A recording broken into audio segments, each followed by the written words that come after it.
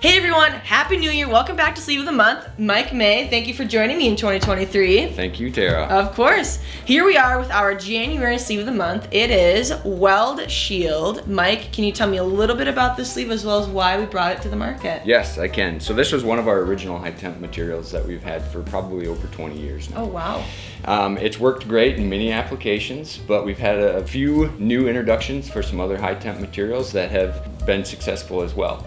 But this still has very good application use. Typically where this would be used is in a stagnant application where you're bundling hydraulic hoses or gas lines or wires that you don't want to have spark or spall or molten steel fall onto.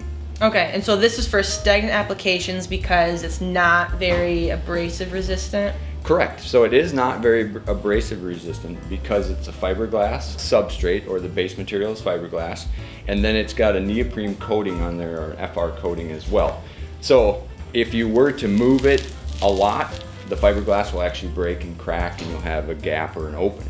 So that's why it works very well with stagnant applications or applications where it's just laying on the floor and not moving around very much. Okay, and do you know what the heat resistant temperature is for the sleeve? Yeah, so it can handle continuous of 800 degrees F and about 3000 F intermittent.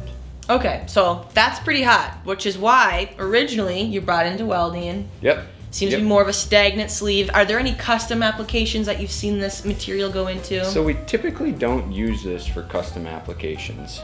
For the most part, we've been very successful with just sewing on our hook and loop and selling it as a roll good.